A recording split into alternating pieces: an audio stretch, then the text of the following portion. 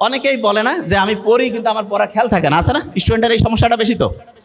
আচ্ছা, ছেলেদের মধ্যে বলবেন ঈদের নামাজ কারা কারা পড়েন, একটু হাত উঁচু করেন তো। বাকিরা পড়েন না? ঈদের নামাজ প্রত্যেকেই পড়ি। আচ্ছা, তাহলে ঈদের নামাজ যে পড়ি, ঈদের নামাজে রিয়েলি আপনাকে এবার হাত উঠাতে বলবো না, অনেকে ভুল করেন না, এদিক ওদিক তাকাচ্ছেন যে কি মানে যাবো নাকি হাত বাঁধবো, হয় না? 100% হয়। কিন্তু যখন আমি এই যে 5 ওয়াক্ত নামাজ পড়ি, এটা থেকেই হয়? প্রশ্নই আসে না। কারণটা কি? কারণটা হচ্ছে, আপনি এখন বলতে পারেন যে ভাই আমরা তো ওই ঈদের নামাজ মাত্র সেরকম পড়ি নাই। আপনি হিসাব করে দেখেন, প্রত্যেক বছরে 2 বার করে আপনি ঈদের নামাজ পড়েন। আপনি যদি 20 বছর ধরে নামাজ পড়তেছেন, 40 বার পড়ছেন, কিন্তু তারপর আপনার খেয়াল থাকে না। কারণটা কি? কারণটা হচ্ছে ওই যে একটু আগে বলছিলাম, যা কিছু পড়ি 1 সপ্তাহ পরে 80% ভুলে যাই।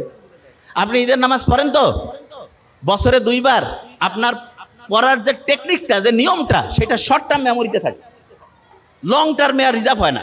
কিন্তু আপনি রেগুলার যে 5 ওয়াক্ত নামাজ পড়েন, এটা আপনার লং টার্ম মেমোরিতে রিজার্ভ হয়ে যায়।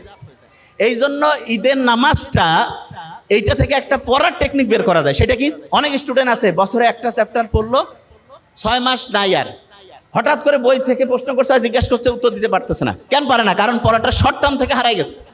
লং টার্মে যদি পড়াটা রিজার্ভ করতে চাই, তাহলে যেটা করতে হবে সেটা হচ্ছে ভুলে যাওয়ার আগে রিভিশন দিতে হবে। আমরা যে নামাজ পড়ি, প্রত্যেক দিন 5 ওয়াক্ত নামাজ পড়তেছি না, একে সূরা ফাতিহা কমন দরকার কি? আল্লাহ তো কইতে পারতো যে দিনে একবার পড়বা, একটু করে পড়লে হবে। নো, 5 বার রাখছে এই কারণে।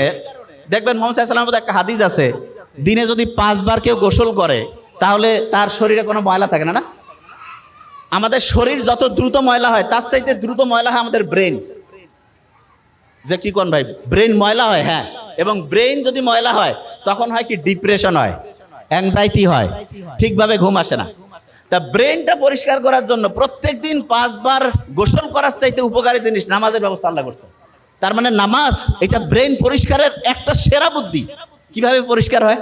ওই যে বিজ্ঞানীরা দেখছে, নোবেল বিজ্ঞানীরা, যে সবচাইতে ভালো কোনটা, যে শুকরিয়া যদি থাকে, আপনি যখন নামাজে দাঁড়ান, তখন যদি এই শুকরিয়াটা থাকে আপনার মধ্যে, যে আমি যা কিছু পড়ছি, যে অবস্থায় আমি আছি, আল্লাহর কাছে আমি শুকরিয়া, আল্লাহ আমাকে তুমি ভালো রাখছো, অটোমেটেড দেখবেন যে আপনার মনের যে দুশ্চিন্তা, মনের মধ্যে যে খারাপ অবস্থা, এটা আল্লাহর রহমতে নাই হয়ে গেছে। দেখুন, বিভিন্ন সময় অনেক লোক আছে না, এই যে রোজার সময় রোজা রাখে, অনেক সময় আবার অনেকে বছরে 2 দিন করে প্রতি সপ্তাহে সপ্তাহে রাখে।